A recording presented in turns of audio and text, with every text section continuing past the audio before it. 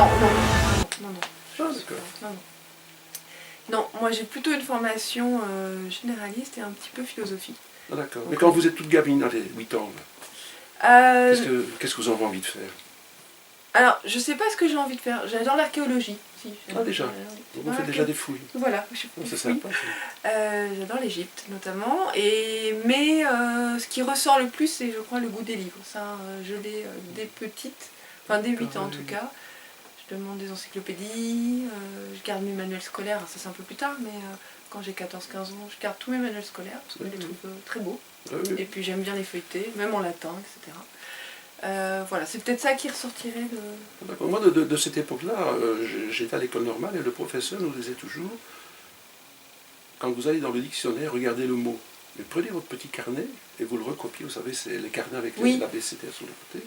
Et recopier, mais recopier aussi celui qui est juste au-dessus, celui qui est juste en dessous. Ça veut dire vous découvrez trois mots. Oui. Et il nous a toujours expliqué, c'est ce que j'ai expliqué aux enfants quand ils venaient à la librairie. D'accord. Quand vous avez une rédaction à faire, vous n'avez plus besoin que de secouer le petit carnet parce que tous les mots vont tomber. Et en réalité, c'est les mots justes qui vont arriver, quoi. Oui. Parce qu'ils n'ont pas besoin de faire des grandes phrases, parce qu'ils connaissent le mot qu'il faut pour expliquer quelque chose qu'ils ont envie de dire. Oui, c'est vrai. Et ça, c'est le beau côté des choses, quoi. Oui. Voilà. Donc, alors, vous avez maintenant 18 ans, vous organisez pour faire quelles études? Alors, j'ai plutôt au départ des études plutôt scientifiques, et puis après, je vais vers des études plutôt littéraires, avec beaucoup de philo, et puis après, alors un peu plus tard, plutôt vers 22 ans, j'ose enfin me dire peut-être que l'édition pourrait m'accueillir. Parce que jusqu'à présent, avant, j'ai toujours pensé à tort, mais beaucoup de gens pensent ça, que le milieu de l'édition est un milieu fermé. Oui, donc on entendait toujours ça quand on était plus jeune, que si on n'avait pas de connaissances dans l'édition, il était difficile d'y rentrer. Et donc, ayant ça en tête au départ, j'avais jamais pensé à l'édition, et puis à un moment donné, je me dis, oh, bah, c'est quand même dommage, ça m'intéresserait bien. Et donc voilà, je fais des stages juste à côté de chez moi. Je trouve des stages un peu au dernier moment pendant l'été. J'en fais pas mal. Et puis après, je postule à une formation en édition. Je fais de l'édition et je rentre voilà, dans les premiers contrats, en tout cas pour le groupe. Et entre-temps, vous lisez. Alors ça, que lisez-vous? Alors je lis beaucoup, de par mes études de philosophie, beaucoup de philosophie, particulièrement mon auteur de prédilection c'est quand même Kant. Et puis sinon en littérature, je dois dire que j'ai beaucoup lu Proust. Et toute jeune, Alors toute jeune... Les premiers émerveillements. Beaucoup les grands auteurs classiques. Alors moi j'étais une fan des manuels scolaires, mais aussi des petits classiques. Donc beaucoup, j'adorais Racine, Corneille, et plus jeune tout ce qui était Dumas, Zola. Voilà, j'ai tout un courant. Moi j'avais des très basiques. Par exemple c'est Bosco ou bien Giono. Alors Bosco, moi j'ai par exemple L'Enfant et la rivière. Là. Ah, oui. Et moi j'ai pas trop aimé. Ah mais pourquoi? C'est un livre qui m'a pas trop touchée, alors je l'ai peut-être lu trop jeune, mais je me suis un peu ennuyée, je crois. En revanche, Giono, je l'ai étudié notamment quand j'avais 14 ans, et là j'avais adoré. L'homme qui plantait des arbres. L'homme qui plantait des arbres, ou je crois que c'était Le Chant de la terre, non, je sais plus le titre, mais c'était un très beau livre. Oui, moi ce sont des ouvrages que j'ai encore là, qui datent des années 50, parce que pour moi ce sont des bons classiques, des beaux classiques, très abordables. Vous me dites peut-être trop jeune, peut-être dans une autre ambiance aussi, c'est possible. Bosco, j'ai aimé, que j'ai lu plus tard, Irénée, que j'ai beaucoup aimé. Et en auteur, je vais dire, très people. Alors, je suis pas tellement littérature contemporaine en fait. La Rochefoucauld. La Rochefoucauld, oui, un petit peu, oui. Je vais dire people, Saint-Exupéry. Un petit peu. Alors, Le Petit Prince, oui. On ne les met jamais dans les classiques, ces auteurs-là. Pourtant, ce sont des classiques. Tout à fait. Mais seulement, ils sont toujours grand public pour l'époque. Oui, c'est vrai. Mais je dois dire que j'aime bien la littérature pure et assez classique, en fait. Souvent, parce que ce que je trouve compliqué dans les contemporains, c'est que c'est un peu court. On peut réussir beaucoup à adhérer à un livre ou pas. Du coup, moi j'avais adoré par exemple un livre en littérature contemporaine qui était de Joseph Kessel, Les Cavaliers. Ça c'est un de mes livres de chevet que j'ai relu. Je trouve que c'est un très très beau livre d'aventure, très bien écrit. Mais c'est vrai que je dirais que quand même mes goûts premiers vont plutôt vers... j'adore Proust. Et les beaux mots qui vous chatouillent. Oui, bah, c'est ce que j'aime chez Proust, ces phrases qui n'en finissent pas. Voilà. Alors c'est vrai que d'un point de vue syntaxique, elles sont peut-être un petit peu lourdes quand même, même si elles sont tout à fait correctes. Mais ce que j'aime justement, c'est que par sa description, la musicalité déjà, et puis on ressent toutes les sensations. Voilà. Quand il décrit des fleurs, on sent les fleurs. Il y a le parfum. Voilà. Il y a une richesse, je trouve, à la fois émotionnelle. Oui, tout à fait. C'est l'art du détail. Hein. Oui. L'art du détail, oui. Je veux dire, c'est l'abeille qui va se poser, mais c'est décrit de façon qui va repartir avec le pollen, mais tout est décrit et ça met, je veux dire, un volume au récit. Ça, tout à fait, et une musique, comme vous disiez, il y a vraiment une jolie tonalité. Oui. Et allez, un auteur contemporain de maintenant qui vous donne cette émotion. Alors, c'est pas du tout la même émotion, mais si je dois parler d'un auteur contemporain qui me touche pour d'autres raisons, c'est Delphine de Vigan. C'est pas pour son écriture. C'est pour les thématiques qu'elle étudie. Je trouve passionnant. Elle avait fait un livre qui s'appelait, je crois, Mark Stevenson. Enfin, nous, on l'a publié dans une nouvelle. C'était Les Jolis Garçons, voilà. Et la première nouvelle s'appelait Mark Stevenson. C'était un de ses premiers ouvrages. Et en fait, elle commence déjà à étudier ce thème de la folie. En fait, on ne sait pas ce qui est vrai, ce qui est exact, de ce qui est de l'ordre d'un peu du délire de la narratrice. Et ça, j'avais trouvé ça passionnant. Elle l'a continué dans d'autres de ses ouvrages. J'ai lu dernièrement aussi Non et moi, que je n'avais jamais lu, que j'ai adoré, que j'ai trouvé très poignant. Alors là, c'est plutôt le côté réaliste qui m'a plu. Et une fois de plus, c'est pas tant la langue qui est relativement simple en fait, que le fond. Donc, moi, je suis plus nounours. Et dans mes lectures, je vais plutôt vers du Godet. D'accord. Le grand Godet. Je vais plus aussi sur quelqu'un qui est, pour moi, magique, c'est Maxence Fermini. Oui. Neige, le violon noir, l'apiculteur.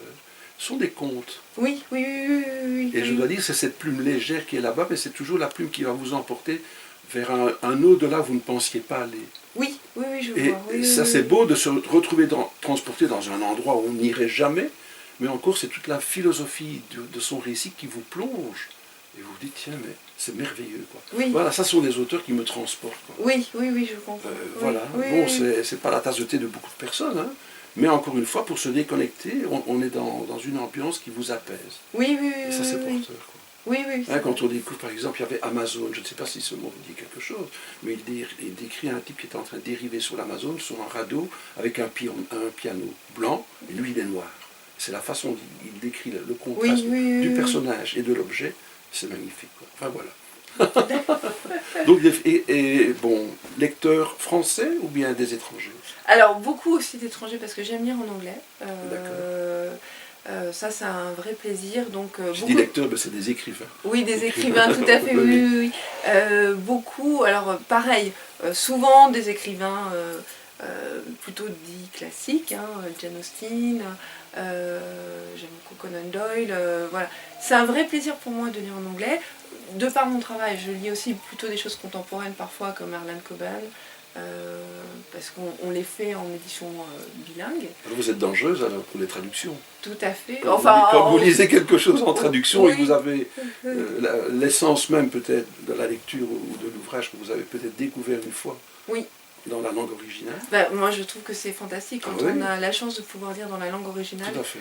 Même si nos traductions, je trouve, sont bien meilleures, enfin sont parfois très très bonnes, mais je trouve que le plaisir de lire dans la langue mère, maternelle... C'est un plus, évidemment. Oui. Moi j'ai des œillères, quoi. J'ai un blocage d'esprit, quoi. D'accord. Donc je suis plus branché sur la littérature française. D'accord. Oui. Bon, j'ai mon beau-frère qui lit aussi bien en allemand qu'en anglais, donc il a une ouverture d'esprit. Oui. Bon, c'est peut-être les mathématiques qui font ça aussi, c'est bizarre, hein? Oui. Les mathématiques ouvrent l'esprit. La médecine en fait, ça permet parfois les sciences peut-être de passer d'une langue à l'autre peut-être plus facilement. Une jeune fille a fait la médecine, mais bon, c'est une ouverture d'esprit, c'est incroyable. Oui. Psychiatre aussi, donc je vous dis, c'est pour ça que moi et de Vigan, c'est peut-être pas la même chose. Peut-être que le côté réel, irréel, Voilà, me c'est plaît ça. moins. Parce qu'encore une fois, oui. Ouais. On- Moi, on- j'ai trouvé ça intéressant parce que c'était... alors d'abord, c'est une écriture, je trouve, un peu de femme. Donc je trouvais que ça changeait un petit peu. Et puis, ces thèmes sont rarement abordés, enfin, tels qu'elle les a abordés. Je trouve que c'était assez original. Ouais. Alors, on va parler business. Hein. Comment arrive-t-on à travailler chez Larousse? C'est un peu le fruit du hasard, je dirais. Et puis en même temps, puisque j'ai fait un peu de philo, on va citer quelques philosophes, Voilà. comme dirait Leibniz, ça devait faire partie de la modade que je suis. En fait, sans doute le goût des livres, le goût des mots, parce que quand même, c'est vrai que la philosophie, c'est ça, hein, c'est l'attention aux mots, aux concepts, etc. Et puis après, c'est vrai que j'ai commencé plutôt chez Hachette Éducation, donc tout de suite dans ce côté un peu parascolaire, éducation, tout ce qui était transmission du savoir, apprentissage aux jeunes. Et puis on m'a proposé ce poste chez Larousse. Enfin d'abord j'ai travaillé à la jeunesse chez Larousse, en tant que directrice éditoriale jeunesse. Et puis assez rapidement, voilà, on m'a proposé ce poste. Et en fait, au début c'est vrai que surprenant, parce que j'avais jamais imaginé travailler dans le monde des dictionnaires. Ils ont remarqué que vous étiez curieuse. Oui, et peut-être aussi cette attention aux mots, parce qu'en fait on se comprend bien et on se complète bien avec l'équipe par exemple des lexicographes, parce que eux vont être vraiment sur le travail de la forme, sur la syntaxe, et moi je vais souvent être plutôt sur le fond. Et quand on a des définitions à faire sur des, voyez, des choses qui sont quand même assez lourdes de sens, comme par exemple la datacratie, fiche S, Darknet par exemple qu'on a fait rentrer cette année, il faut faire, ou les notions de survivalisme ou de suprémacisme, il faut faire attention à chaque mot à sa place, ne serait-ce qu'un adverbe, changer l'adverbe de place peut complètement modifier la phrase, et du coup ça, moi c'est vrai que à la fois j'y suis assez sensible, et également je dois dire que ça me passionne. En fait, ce travail sur les mots du dictionnaire, même si moi je le supervise, je le fais pas au quotidien, hein, mais je trouve que c'est extraordinaire. Parce qu'il y a un mot, gaïole. Oui. Ça, je comprends pas pourquoi c'est rentré dedans. Pourquoi c'est rentré dedans? Alors, parce que bon, c'était un mot que j'employais, qu'on employait dans la francophonie belge de tout temps. Mais les vieux, est-ce que les jeunes utilisent encore ce mot? Alors qu'il y a tant de nouveaux mots qui existent. Oui, mais pourquoi celui-là justement? Mais je pense que parce que alors, nos spécialistes de la francophonie devaient considérer que c'était un mot qui était important culturellement pour la Belgique. Alors peut-être qu'il est moins utilisé aujourd'hui. C'est ça que je veux dire. Mais en même temps, regardez les jeunes, l'idée dans le Petit Larousse, c'est toujours d'avoir la langue française telle qu'elle est en usage. Oui. Pour autant, donc la nomenclature grossit, parce qu'on emploie de plus en plus de mots. Mais pour autant, on garde des mots anciens, parce que les jeunes générations, quand elles tombent sur ces mots dans leur lecture, par exemple magnétoscope, il faut bien qu'elles en aient la définition, vu qu'elles ne connaissent pas la réalité. Le jour où vous trouverez dans un texte d'un auteur belge gaïole, là vous me l'envoyez, parce que c'est pas demain la veille. D'accord. Non mais c'était surprenant. Oui. Et vous avez des Belges dans cette équipe? On a des équipes, oui, en Belgique, bien sûr. Et puis, on a des spécialistes de la francophonie qui étudient vraiment la francophonie. Donc il y a des mots suisses qui apparaissent aussi. Quoi. Tout à fait.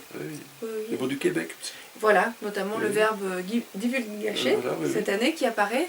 Et puis un mot que je trouve assez étonnant, parce qu'en fait, personne n'avait créé de mot pour cette action, enfin ce qu'on va décrire. Ni en Belgique, ni en France, ni au Québec, enfin ni en Suisse, pardon, c'est l'emportiérage, qui veut dire le fait en fait de faire tomber un cycliste quand on ouvre la portière de son véhicule. Ce qui arrive assez fréquemment. Donc en fait c'est un mot qui aurait pu exister, et assez étonnamment, il n'y a que les Québécois qui l'ont créé et qui l'emploient. C'est ça qu'ils ont une belle langue, parce qu'elle est fort imagée. Tout à fait. Et elle exprime bien. Portière, emportiérage. Oui, tout à fait. Ils ont une richesse formidable. Moi j'ai un ami qui habite le Québec, Daniel Beaulieu, et qui me fait des textes époustouflants de rire. Mais encore une fois, ça fleurit de ce genre de mots. Tout à fait. Oui. Mais bon, alors, il va même rechercher des mots plus anciens qui sont moins usités à l'heure actuelle, mais il fait rire tous ses amis du Québec en disant, tiens, mon grand-père parlait comme ça. Mais c'est une image qui est en mouvement. Hein. Oui. Parce qu'encore une fois, il y a l'action qu'on venait de dire, c'est la portière qui s'ouvre. Mais voilà. Et il y a plein de verbes chez eux comme ça. Oui. Mais même divulgacher. Oui, c'est très joli. C'est amusant. Oui, c'est vrai. Oui, d'accord. Bon, et comment refuse-t-on des mots? Bah, c'est assez facile en fait, on les refuse parce que soit ils ne sont pas assez utilisés, et ils sont apparus. Oui. Mais pour l'instant ils sont tout jeunes, tout récents. Donc il faut attendre un peu avant de les faire rentrer pour être sûr qu'ils soient... Bon vin, voilà, on les laisse mûrir en fait, pour qu'ils soient vraiment utilisés massivement, fréquemment. Soit ils sont utilisés beaucoup, mais par seulement des spécialistes, par exemple en médecine ou en informatique, et du coup, nous on les fait rentrer qu'à partir du moment où ils sont utilisés par le grand public, ou en tout cas lorsqu'ils sont connus par le grand public. Donc on peut préférer attendre de les faire rentrer pour vraiment qu'ils passent dans les mailles en fait, du grand public. Et la troisième raison pour refuser un mot, c'est de se dire qu'il est trop lié à une actualité très, très instantanée et qu'il peut être l'objet d'effets de mode. Donc on va, pour être sûr que ce mot reste et qu'il ne soit pas, vous voyez, qu'il n'ait pas que 2 ans de vie. Quoi. Les anglicismes. Alors les anglicismes, on essaye de ne pas en mettre trop, mais quand on n'a pas d'équivalent français et qu'un mot anglais est extrêmement utilisé, on se dit qu'il faut le rentrer. Par exemple, cette année, il y a un mot qui est symbolique pour cette question, c'est le mot de deep learning. On a fait rentrer deep learning, alors évidemment c'est un anglicisme, mais on l'a fait rentrer parce qu'on le voit partout, dans les médias généralistes, dans la presse écrite, à la télé, à la radio, on l'emploie, le deep learning. Si quelqu'un qui veut essayer de le traduire, essaie une traduction littérale, il va complètement se tromper sur le sens de ce mot, parce qu'il pensera que c'est un apprentissage profond, ce qui ne veut rien dire. Donc on avait besoin de le définir dans le Petit Larousse. Et c'était important qu'on puisse le définir comme un réseau de neurones artificiels qui permet aux machines d'apprendre par elles-mêmes. Ce qui n'a rien à voir avec un apprentissage profond. Oui, tout à fait. Oui. Donc, vous voyez, quand il n'y a pas d'équivalent français, il est important de rentrer quand même le mot anglais, s'il est très utilisé, pour que tout le monde puisse en avoir une définition. Et puis, bien entendu, comme notre langue est quand même très dynamique, dès qu'un mot français aura pris le pas sur ce mot anglais, on rentrera le mot français. Oui. Vous êtes bras ouverts à tous ces nouveaux mots, mais comment en chassez-vous? On en chasse peu, en fait. D'une année sur l'autre, on n'en chasse aucun. C'est pour ça que le caractère diminue peut-être? Un petit peu. Les pages aussi augmentent, le dos augmente, parce qu'on est obligé de rajouter des pages. Mais c'est vrai que d'une année sur l'autre, il n'y a pas de suppression de mots. En revanche, tous les 10-15 ans, on peut être amené à faire une grande refonte. Et dans ces cas-là, on va revoir toute la nomenclature et on peut être amené à faire quelques suppressions. Mais leur proportion est vraiment très très petite parce que la dernière refonte, elle date de 2012. On avait supprimé, je crois, 200 mots sur les 63 000 que contient le dictionnaire. Et sachant que lors de cette refonte, on avait ajouté 2000 mots. Oula. Donc vous voyez, ça fait très très peu. Et ces suppressions, en fait, c'est intéressant, en fait, elles sont essentiellement constituées justement d'anglicismes qui ont été dépassés par des mots français, qui ne sont plus utilisés. Par exemple, le drink qui a été remplacé par l'apéritif, le computer qui a été remplacé par ordinateur. Voilà, ce genre de mots, ces anglicismes peuvent disparaître. Et puis parfois, on va travailler sur les familles de mots. On va garder le mot souche, par exemple, on parlait tout à l'heure de magnétoscope. Il faut garder le mot magnétoscope parce que si un jeune d'aujourd'hui rencontre dans une lecture le mot magnétoscope, il faut qu'il puisse savoir à quoi ça correspond. Mais on a enlevé, par exemple, en 2012, le verbe magnétoscoper, parce que l'action d'enregistrer avec un magnétoscope, une fois qu'on a compris ce qu'était un magnétoscope, on n'a pas besoin de ce verbe. Voilà. De la même façon, on a fait le même travail autour du Minitel, on a gardé le mot Minitel, mais le Minitéliste, qui était celui qui se servait du Minitel, on l'a supprimé. On est par des Saint-Jean maintenant. Oui, voilà. Oui, mais en même temps, s'il rencontre le mot Minitel dans un roman, il faut bien qu'il sache ce que ça veut dire. Oui, d'accord, tout à fait. C'est une équipe de combien de personnes qui travaillent à tout ça chez vous? C'est 20 personnes en interne chez Larousse et on a une équipe de conseillers de 20 personnes à peu près en externe. Donc 40 en tout pour le dictionnaire. Le dictionnaire et les dictionnaires. Et les délais de fabrication, ça se passe comment? Alors, ça va en couture, un an, parce qu'en couture c'est parfois 2 ans ou 3 ans où les choses évoluent. Il faut quand même un an. Il faut un an. Il faut 1 an pour le Petit Larousse pour un millésime classique. Pour une D'accord. grande refonte, il faut 2 à 3 ans. 2 à 3 ans. Voilà, c'est un travail beaucoup plus long. Mais effectivement, d'un millésime sur l'autre, il nous faut à peu près 1 an. Il y a toute une partie au départ d'observation des évolutions de la langue. Mhm. On collecte tous ces nouveaux mots qui apparaissent dans une base de données. Et puis après, avec nos critères, on va écrémer ces mots. Donc les critères, c'est vraiment l'utilisation massive et puis le passage dans le grand public. Et on ne gardera que 150 nouveaux mots sans expression par an. Vous allez me le dire tout bas à l'oreille. Un scoop pour moi. Un nouveau mot pour l'année prochaine. Ah bah, je ne pourrais pas vraiment vous le dire. Non, parce que les votes ne sont pas arrêtés encore. Voilà. On est en plein dedans, mais Ça, je m'y attendais. voilà, on n'a pas fini. Donc non. C'est un Mais peu Karine, tôt. je vous remercie. Avec plaisir.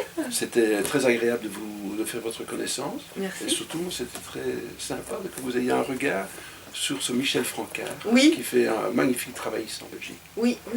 Et dont on va se procurer les ouvrages. Oui, c'est gentil. Au plaisir. Au plaisir.